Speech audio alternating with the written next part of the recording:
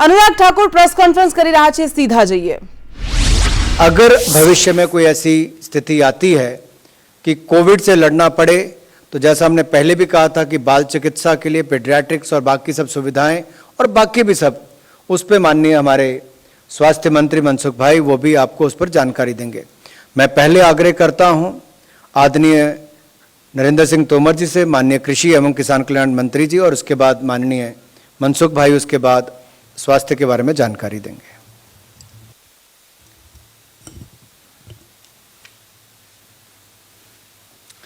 इस अवसर पर उपस्थित हमारे स्वास्थ्य एवं परिवार कल्याण मंत्री माननीय श्री मनसुख भाई मांडविया जी और हमारे सूचना प्रकाशन मंत्रालय के नवनियुक्त मंत्री माननीय श्री अनुराग ठाकुर जी, सचिव कृषि डीजी साहब और उपस्थित मित्रों, जैसा कि माननीय मंत्री जी ने आप सबके समक्ष विषय रखा कि आज मंत्रिपरिषद की बैठक संपन्न हुई। प्रधानमंत्री नरेंद्र मोदी जी की अध्यक्षता में बैठक में कृषि एवं स्वास्थ्य मंत्रालय से संबंधित अनेक निर्णय हुए। कृषि मंत्रालय से संबंधित जो निर्णय हैं, विगत 7 वर्षों के आप सब भी साक्षी हैं। लगातार भारत सरकार के निर्णय, प्रधानमंत्री नरेंद्र मोदी जी की जो कृषि और किसान के प्रति प्रतिबद्धता है उसके परिचायक हैं और वो प्रतिबद्धता को दर्शाते हैं। हम सब जानते हैं कि हमारे देश में एक बड़ा क्षेत्र है जहां नारियल की खेती होती है। नारियल की खेती का में उत्पादन बढ़े, उनके किसानों को सहूलियतें दी जा सकें, उनकी उत्पादकता बढ़े, और इस सारे काम को देखने के लिए नारियल बोर्ड 1981 में अस्तित्व में आया था। इस नारियल बोर्ड के एक्ट में हम लोग संशोधन करने जा रहे हैं। एक तो बोर्ड का जो अध्यक्ष है वो गैर शासकीय व्यक्ति होगा, उसी परिक्षेत्र से होगा, किसान पृष्ठभूमि में होगा और जो फील्ड की गतिविधियों को ठीक प्रकार से समझ सके, और एग्जीक्यूटिव पावर के लिए एक सीईओ होगा, उसके अंदर एग्जीक्यूटिव पावर निहित रहेंगी। बोर्ड में 2 प्रकार के सदस्य हैं।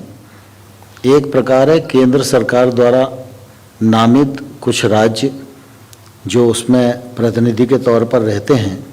दूसरी श्रेणी ऐसी है जो बाकी राज्य बचते हैं, वो चक्रानुक्रम से उसमें जुड़ते जाते हैं और उनका कार्यकाल समाप्त होता जाता है। इस बार हम लोगों ने यह भी फैसला किया है कि केंद्र सरकार जिन 4 सदस्यों को नॉमिनेट करती है उनकी सदस्य संख्या बढ़ाकर 6 की गई है, और अब आंध्र प्रदेश और गुजरात भी उसमें मेंबर होंगे। यह भी परिवर्तन करने हम जा रहे हैं। तीसरा इस क्षेत्र में परिवर्तन है कि नारियल बोर्ड अभी तक भारत के भीतर बोर्ड की गतिविधि हो, नारियल की खेती हो, इस दृष्टि से काम कर सकता था, विचार कर सकता था, योजना कर सकता था, उसे क्रियान्वित करने की कोशिश कर सकता था। लेकिन अब नारियल की खेती और नारियल के किसान को और लाभ हो, इस दृष्टि से वह भारत के बाहर भी गतिविधि की आवश्यकता है तो बोर्ड उस पर विचार कर सकता है और आगे बढ़ सकता है। ऐसे 3-4 प्रकार के संशोधन निश्चित रूप से इस दिशा में हुए हैं। दूसरा आप सबको ध्यान में है, और मैं किसान आंदोलन से जुड़े हुए मित्रों को भी कहना चाहता हूँ। आमतौर पर ये कहा जाता है कि नए कानून आए उससे एपीएमसी खत्म हो जाएगी। आप सबके ध्यान में है कि भारत सरकार ने जो कुछ भी समय समय पर कहा है उसको करने का सद प्रयत्न किया है, और जो घोषणा बजट में भारत सरकार की होती हैं उनको भी क्रमशः हम पूरा करते हैं। जब इस बार बजट आया था तो ये कहा गया था कि मंडियां समाप्त नहीं होंगी, मंडियों को और मजबूत किया जाएगा, मंडियों को और संसाधन मिले इस दृष्टि से प्रयत्न किया जाएगा, और जो कृषि अवसंरचना फंड 1 लाख करोड़ रुपए का आत्मनिर्भर भारत के अंतर्गत प्रावधान किया गया है, उस 1 लाख करोड़ के फंड का उपयोग ये एपीएमसी कर सकेंगी। तो बजट की जो घोषणा थी उस घोषणा को पूर्णता प्रदान करने की दृष्टि से आज मंत्रिपरिषद में यह विषय आया। तो आज मंत्रिपरिषद के निर्णय के अनुसार एपीएमसी भी अब उसके लिए पात्र होंगी और वो इंफ्रास्ट्रक्चर फंड का अपने संसाधन बढ़ाने की दृष्टि से, किसानी के लिए अधोसंरचना उपलब्ध कराने की दृष्टि से उपयोग कर सकेंगे। इसी के साथ साथ राज्य सरकार और राष्ट्रीय और राज्य स्तर की जो कोऑपरेटिव की फेडरेशंस हैं या स्व सहायता समूह के फेडरेशन हैं, वो भी इसकी पात्रता की सूची में आज के निर्णय के बाद आ जाएंगे। अभी तक हम लोगों ने इसमें ये प्रावधान किया था कि कोई व्यक्ति, संस्था, सहकारी समिति, एफपीओ या एग्री स्टार्टअप, किसानों का समूह, ये सब लोग अगर आएंगे तो एक बनाएंगे तो उसके लिए 2 करोड़ रुपए तक का लोन, जिस पर सरकार की गारंटी होगी, और 2 करोड़ रुपए तक के ऋण पर 3% ब्याज की छूट होगी। स्वाभाविक रूप से हम सब इस बात को जानते हैं, कई बार व्यक्ति भी इतना क्षमतावान हो सकता है कि एक से ज़्यादा प्रोजेक्ट वो कर सके। संस्थाओं की क्षमताएं तो निश्चित रूप से और भी होती हैं। इसलिए आज हम लोगों ने ये भी निर्णय किया है कि यदि व्यक्ति एक से अधिक प्रोजेक्ट करेगा, लेकिन उसकी अधिकतम सीमा 25 होगी, और ये परियोजनाएं अलग अलग गांव क्षेत्र में करना पड़ेगी। वो एक स्थान पर 10 परियोजनाएं नहीं कर सकता। तो अगर वो 25 तक भी परियोजनाएं करता है तो हर परियोजना को अलग अलग 2 करोड़ रुपए तक ब्याज पर छूट और गारंटी की पात्रता रहेगी। राज्य सरकार की जो एजेंसियां हैं या राष्ट्रीय और राज्य स्तर की जो कोऑपरेटिव्स हैं, फेडरेशंस हैं, ये लोग पर ये बंदिश लागू नहीं होगी। वो 25 से अधिक भी, लेकिन विकेंद्रीय रूप से अगर इंफ्रास्ट्रक्चर बना सकते हैं तो अलग अलग प्रोजेक्ट मानकर उनको छूट देने की पात्रता निश्चित रूप से रहेगी। इस दृष्टि से हम लोगों ने इसको आगे बढ़ाने का प्रयत्न किया है, और मंडी के मामले में ये भी निर्णय किया है कि मंडी का जो परिषद रहे, मतलब एक मंडी का परिसर हो गया, लेकिन कृषि उपज मंडी जिस पूरे कमांड क्षेत्र में काम करती है, उस कमांड क्षेत्र में अगर वो एक से अधिक परियोजनाएं बनाएगी अपने किसानों के लिए, तो उसको भी इस प्रकार की पात्रता रहेगी। इस दृष्टि से आज के ये निर्णय निश्चित रूप से बहुत ही महत्वपूर्ण हैं, और इस योजना की हम लोगों ने अवधि बढ़ाने के लिए भी निर्णय किया है। मैं समझता हूँ इस निर्णय से अधिक लोग लाभान्वित होंगे, अधिक इंफ्रास्ट्रक्चर बनेगा, और आज इसका दायरा काफ़ी बढ़ गया है। और विशेष रूप से जो बात कही जाती थी कि एपीएमसी खत्म हो जाएंगी, एपीएमसी खत्म नहीं होंगी। कृषि कानून लागू होने के बाद भी कृषि उपज मंडी को करोड़ों रुपए का साधन भारत सरकार की ओर से इस इंफ्रास्ट्रक्चर फंड में से उपलब्ध कराया जाएगा, जिससे वो सशक्त होंगी, उनके आय के साधन बनेंगे और अधिक किसानों के लिए वो उपयोग में आ सकेगी। प्रमुख रूप से मुझे इस अवसर पर इतना ही कहना था।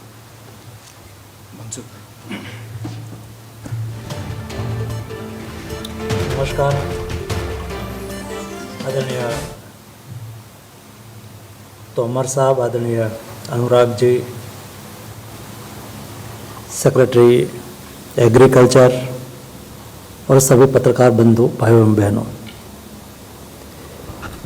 आज हेल्थ के संदर्भ में कैबिनेट में एक महत्वपूर्ण फैसला किया गया है।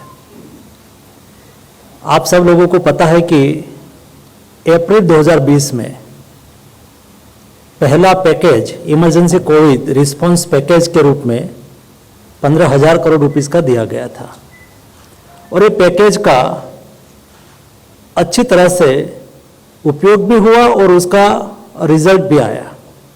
आपने देखा होगा कैटेगरी 1 में कोविड डेडिकेटेड हॉस्पिटल हमारे पास 163 थी, वो बढ़ के 4,389 हो गई। कैटेगरी 2 में डेडिकेटेड कोविड हेल्थ सेंटर उस वक्त हमारे पास था ही नहीं। ये पैसा का उपयोग करके 8,338 हमने डेडिकेटेड कोविड हेल्थ सेंटर बना लिया। वैसे ही कैटेगरी 3 में डेडिकेटेड कोविड केयर सेंटर आज 10,011 हमारे पास बन चुके हैं। ऑक्सीजन सपोर्टेड बेड्स हमारे पास 50,000 ओनली थे, उसको बढ़ा के 4,17,396 आज के दिन में हो चुका है। इस तरह से ये 15,000 करोड़ रुपीस का उपयोग हुआ और उसका फायदा भी हमें हुआ। सेकेंड वेव्स में हमें जो दिक्कतें हमारे सामने आई, जो समस्याएं हमारे सामने आई, वो भविष्य में हमारे सामने इस स्थिति को हम भविष्य में कैसे निपटे, उसके लिए ये पैकेज 2 लाया गया है। पैकेज 2 में कुल मिला के 23,123 करोड़ रुपीस 23,000 करोड़ रुपीस का एक पैकेज है। ये पैकेज में कुल मिला के केंद्र सरकार और राज्य सरकार दोनों साथ में मिलके उसका इम्प्लीमेंटेशन करेंगे और ये पैसा स्टेट को दिया जाएगा। केंद्र सरकार की ओर से 15,000 करोड़ रुपीस दिया जाएगा और राज्य सरकार 8,000 करोड़ रुपीस निकालेगी। सभी के साथ, सभी स्टेट गवर्नमेंट के साथ कंसल्टेशन के आधार पर कौन सी व्यवस्था करने की आवश्यकता है। सेकंड वेव्स में हमने देखा कि देश में बेड आज के दिन में जो पीक पर पहुंचा था सेकंड वेव्स, तो क्या स्थिति थी, उसको देखते हुए क्या करना चाहिए। देश में भविष्य में ऑक्सीजन की क्राइसिस ना खड़ी हो, उसके लिए क्या करना चाहिए। सभी स्टेट के साथ विस्तार से कंसल्टेशन हुआ। क्रिटिकल मेडिसिन की कोई किल्लत ना हो, उसके लिए भी व्यवस्था भविष्य के लिए बनाने के लिए, और भविष्य में बच्चों में कोविड का फैलावा हो तो उसके सामने हम कैसी व्यवस्था करें। एक कुल मिला के ये सारे विषय को जोड़ के ये पैकेज बनाया गया है।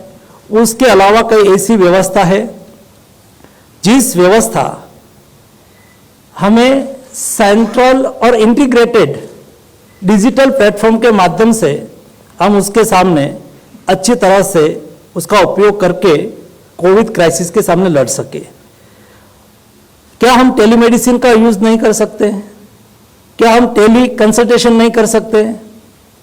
उसके लिए एक अच्छी फैसिलिटी क्रिएट नहीं कर सकते? उसके लिए भी इस पैकेज में व्यवस्था की गई है। उसके अलावा ये सारी पैकेज का इम्प्लीमेंटेशन जब स्टेट गवर्नमेंट करने के लिए जाए तब सभी स्टेट में अलग अलग व्यवस्था होती है, अलग अलग सैलरी होती है। हमने प्रावधान रखा है कि अगले दिनों में 9 महीने तक, मतलब जुलाई टू मार्च तक देश में मेडिकल इंटर्न हो, रेसिडेंट डॉक्टर हो, फाइनल ईयर्स में जेएनएम स्टूडेंट हो, बीएससी नर्सिंग में स्टडी करता हो ऐसे स्टूडेंट हो, उसकी सेवा भी लेने की आवश्यकता हो तो ले सके।